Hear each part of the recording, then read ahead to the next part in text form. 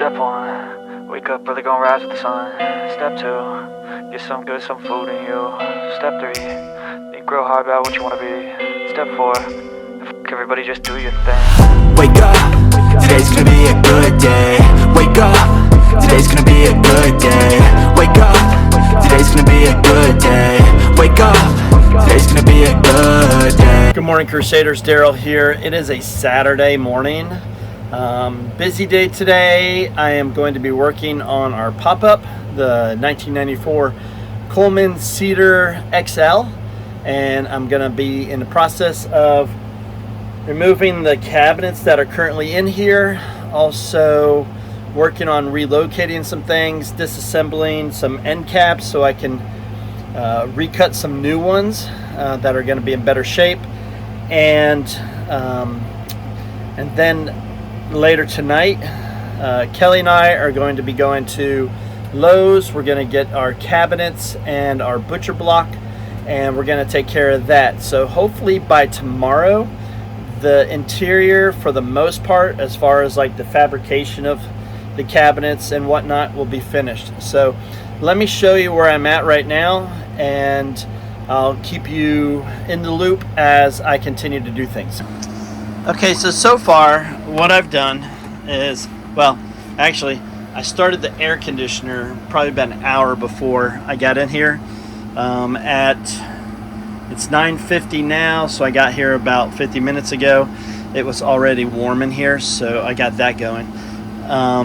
What I've done is I removed all the contents out of here. I have disassembled the drain pipe from the sink drain, took the cabinet doors off. As you can tell, I had cut this a while ago. The plan was to put a stand-up air conditioning unit here, but we decided against that. And then, so that's why it's cut there. So in the past, I just slid the porta potty in there, so for the nighttime. So I've disassembled this. I'm in the process of getting this sink top out. So what I've done, as you can tell, I'm trying to get all the caulking from underneath it, and then I've disassembled all the retaining hardware from underneath it. So that's what I'm in the progress of doing right now. I have noticed that, remember I mentioned that we were going to remove the thermostat. I'm still planning on doing that. The cool thing is it's basically framed out behind here, so I can put a door here and that could be storage in there. Let me see if I can do this without making you guys sick from being upside down. This is the thermostat wiring right here as it comes around, and it goes to the thermostat right here. So this is going to be removed, and as you can tell, it's already framed out. So I basically have the framework for what I'm going to do the door. As you can tell, this is the 110 wiring for this outlet right here. I do hope to get into the power panel, distribution panels behind here, and I might add another, if it allows me, I may add another fuse so I can run some more, maybe a power box over under the cabinet there for the hot water heater. That way we don't overload the circuits. There's two in the back there, and there's one here, right here where I'm sitting, so I don't want to overload the circuits. These right here should be easy. I say should be. The one big thing is I'm going to have to pull all this wiring out so it's out of the way, and this just pops up right here so I can get to the power distribution center. And then I believe there's two screws in the bottom, so it would be like way down here on this right here, because I'm going to pull this out, cut a real piece of wood, not this particle crap, put that on the end, and as you notice, it actually sticks out probably about ½ inch, 3/4 of an inch. I am going to cut it so it's going to be flush, so when I go to lay the flooring, I don't have to worry about the silly little cutout to go around it. And then that's the same side, the same on the other side also. So this one's going to be easy to get out, hopefully. I always say easy, but you never know. That side I'm going to leave, but I am going to replace the door because that door is crap. It's all particle board, so I'll be replacing that. So that's where we're at. And I did something outside. All right, so here's the external door for, as you notice right here, forward. This is all a storage cabinet, which the Cedar XL has. The Cedar series stops right here. So we have this extra couple feet of storage in the front. Well, it has access doors on both sides. So what I did was, this latch was at the top. So today I just went around, since I have that fan right there that pulls the hot air from the AC unit out. Before, the door would flop down and hang down, and what I would have to do is, when I camp, I'd have to tape a trash bag around the opening so it would keep the weather out. So this morning what I did was I unscrewed everything, and the screws match out perfectly. When I rotated it from the latch from the top to the bottom, I recaulked it and re-screwed it in. And currently what I'm doing is, I have this little piece of wood, and I'm just going to stick this right here, and it allows the fan to pull the hot air out of the camper. Now I'm going to come up with a better looking solution, and that solution may even be closer in. I don't need this thing wide open. I just need it to pull the air out, the hot air out. So I may even bring it in halfway and then fabricate some type of aluminum or some type of rod where I can just put it in. So that's where we're at for here. So that is working great. I'm excited about that.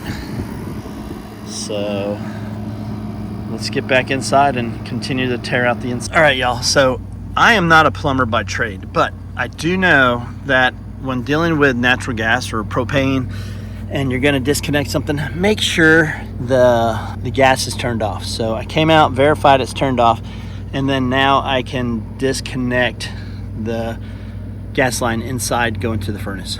All right, starting with the base cabinet, the disassembly, I need to get this furnace out. So what I've done, there's 4 screws. There's 2 on the bottom, 2 on the top. So I got that out. Luckily, that's all it is. And now I can start looking at just how absolutely disgusting this is, right? And then going from there. So it almost looks like this right here is just going to be a support for the furnace, so I can disassemble. Actually, I'm just going to disconnect right there real quick, and then I don't have to worry about unscrewing all these wire nuts. And then I'm going to have to figure out, hopefully that just slides in back there. As you notice right here, oops, right there, because that goes out to exhaust. And that's where, on the campers, y'all, if you see a thing that says caution hot, that's the exhaust from the furnace coming out. And I got to pull this cover, and more than likely I see at least probably 6 screws holding this in right here. So I'll remove this front, and then we can go from there. Worst case scenario, I'm not using this. I'll just bust the living heck out of this thing to remove it. I'm not worried about that, so stay tuned. All right, so I'm at the point where I need to disconnect the gas, and finally I think I found the right size, which is a 7/8. All right, so basically get that broke free. This is the line going into the furnace. Remember, I said the gas is turned off. I verified that. And once I disconnect this, fingers crossed, everything will just slide out. All right, y'all, so here's what it's looking like so far. This is the gas line that went to the stovetop, which I'm going to disconnect right there. And then once I disconnect it underneath, because luckily right around in this area underneath the camper there's a T, so the 1 T goes to the gas line on the outside, which is awesome because I can actually just cook on the outside of the camper. I don't need any gas inside. There's my water inlet, and then there's the drain back there. Zoom in for that. So you got the water inlet on the top, and then you got the hose drain on the bottom there. That just currently drains out onto the ground. I do have one of those portable storage tanks or holding tanks, but I think what I'm going to do is, if I know there's full hookup, I'm just going to get a crappy piece of hose, and then run that crappy piece of hose to the dump, the sewer hole. There is the exhaust for the furnace, so I have to look at that, remove that, and then also down there is the wiring for the furnace, so the thermostat would kick it on and off. So I'll be removing that wiring right there. All right, y'all, so right here is the outlet for the furnace. As you notice, it says hot. So luckily it looks like it's just 2 Phillips screws, and then I'll just get the caulking from around it off, and then that way I can get it pulled out. Now the next thing is to think about, if I have the hot water heater there, I may make just an outlet so I can run an extension cord for the hot water heater and not even worry about a whole nother fuse block. So that's where we're at. So I'll show you when I get that out. All right, so the 2 screws are removed. So slide it out. That's all it is. Looks like a mud dauber took up residency. Looks like I have some friendly little old wasp nests that are no longer. So hopefully this just slides out.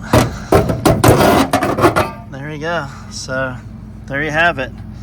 That's what the furnace is all about. So I'm going to have to figure out how to fill in this hole, and we'll go from there. All right, Crusaders, so this is where the furnace exhaust was. Like I said, I took the furnace out, and so I had one of these. This is what the shore power and stuff goes through. Normally a 30 amp or 50 amp comes through there. So what my plan is, I am going to run a power strip through here, and then that way I can just plug the hot water heater when we get it into this. It looks all ghetto looking right now. It's all janky with it's one, it's dirty, 2, it's all siliconed because I didn't want it to leak. So once this dries, I'll give it a light sand and I'll prime it, and then I'll get some white Raptor coating and texture it out so it looks somewhat similar to the rest of it. So that's where we're at. While I'm outside, this needs to be secured better all the way up. I guess the screws came out, so I need to either find new positions or new screws and do that. So that's where I'm at until I get the cabinets in, which we bought at Lowe's today. Okay, Crusaders, so I went ahead and took the end cap off. Remember, it's just that particle board stuff, and I'm going to repurpose the table that usually sits in here, which is real wood, and I'm going to make this an end cap, and then I'm going to do the same over here with this, make it an end cap also. So right now I'm in the process of doing the measurements. I'm about to make the cut, swept it out, and then we're going to go from there. So far so good. Everything's looking good so far. Having this power box, I'm sure that's a 1994 power box. I did happen to pick this one up, the Centurion 3000, which I was going to do on a different build that I have. This is actually from 2003, so it's newer. It looks like it's a little more modular with the breakers and stuff. So I'm going to see if that's compatible, remove this antiquated one, and put a more up-to-date one in. So we'll see how it goes. All right, so there's the first cut. So see this line right here. This is why you measure twice and cut once. So let's see how it fits inside. Okay, so my goal was to come out flush with this, and I think I was pretty doggone close right there. The reason why I wanted to do that, it was out here. The reason why I wanted it flush is so when I do the plank flooring, I can just come straight. I don't have to make all these little silly little cuts. So I just want to do right angle cuts. So I think that looks pretty good right there. It comes underneath, so it's not going to interfere with the bed sliding in and out. And it's nice solid wood instead of that particle crap. So looks pretty good so far. So I just need to translate that to the other side now. All right, everyone. So I got this little storage cabinet out of the way. See, it's right here. And so since this is a little bit thicker than this particle board piece of crap, I'm gonna have to probably cut, measure, and then trim this up some. I'm going to be taking this off the table, the countertop that we're using. I'm gonna have enough wood to use this, replace this, and then use that on the top. So I'm not worried about this, but this is just gonna be a little cut here, and then this shelf right here is just gonna take probably about a 1/4 inch off. That's all I'm really looking to take off, and it should fit in there just fine. So I'm gonna take this is the template. I'm gonna go outside, and I'm gonna cut the other piece of wood, then get these installed, and then I'll work on rehabbing that. So it's coming right along, and yeah, the way it looks, this will be a neat little storage area. Maybe I'll just stick the fire extinguisher in here, or I'll mount the fire extinguisher right here. We'll get that. Ooh, that's dirty. We'll get that all cleaned up. I don't think it's ever been cleaned back there. Yeah, that's all dirty. And then I noticed a little daylight through there. Back in there, you can just barely see it. So I'll get up underneath there, and I'll make sure that's all watertight, and we'll be good to go. All right, everyone. So I got this end on, and then I went ahead and cut a 1/4 inch off this and a 1/4 inch off the back. That way it sits in its original spot, and I'm able to secure it right here like it was. So now all I have to do is, when we do the countertop, see if I would rip a 1/4 inch off of this, it would fit right into place also. So that's where we're on. Getting excited. This cabinet originally did not come all the way out, even though it's close. I'll either do a little cut, or I'll get it as close as I can, and I don't know, a little bit of caulking and paint really makes a difference. So that's where we're at. Got this side in, it's all secured. This side's in, all secured. If you notice, I got a little more steeper curve here, but the table's gonna come, the top's gonna come here. You're not really gonna notice that. So that's where we're at, guys. All right, so it's hard to use a jigsaw laying on the floor here. So it's not perfect, but it really gives a crap, because I'm gonna have a door face in front of it. So once we get something like this on it, I mean, you're not gonna even see it. So it is what it is. All right, guys, there's the door mounted. So to make it even at the top, I just slid the carpenter pencil in there. That way I knew it had the room it needed, and that's what it's gonna look like. It opens up, I can reach in. Yeah, the cut's not the best, but you know what? It'll work. So once everything gets painted, I think it's gonna look all right. Okay, if you guys remember, there was no door on this section. This was a shelving area, and this down here at the bottom is where the fire extinguisher was supposed to be secured, although it was just brittle plastic and it had fallen out. So what I did was I just left this open. This is going to be a little more storage area. I could probably put some electrical stuff in there, and then this is going to be the storage area also. And what I did was I just made a door to cover up both of it. So what do you think? Leave comments in the comment section on what do you think about these doors and trying to add some storage area. I think they're going to turn out just right, especially after everything's painted. All right there, Crusaders. So here is another door. The other one was the particle board garbage.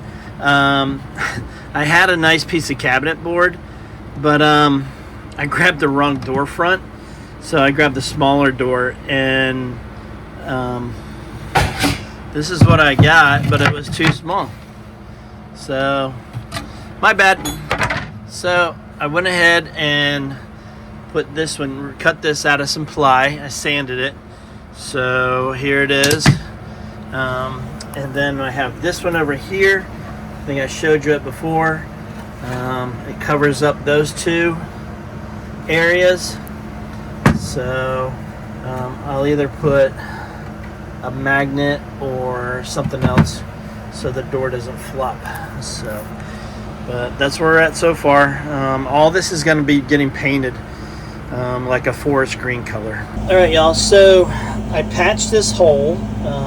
This boat hatch was in there, and remember earlier in the video I talked about, or is the previous video, I talked about we were going to have a stand-up AC unit right here, and that was the exhaust port. Well, we never used it, so I'm going to come and clean the floors, lay the floors, and so we just wanted to have it more solid instead of a big gaping hole. All right, Crusaders, so here's what I'm doing. We're putting this linoleum flooring in, and what I'm doing is I'm sort of going through beforehand and numbering the pieces so they fit. If you noticed, I came around here and then it's running up. The last pieces I'll do is this one right here, and maybe possibly that one over there.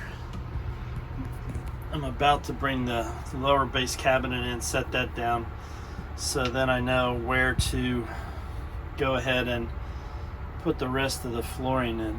So once that base cabinet then is over here, I'll pull all the numbered boards up, clean the floor real good, roll out the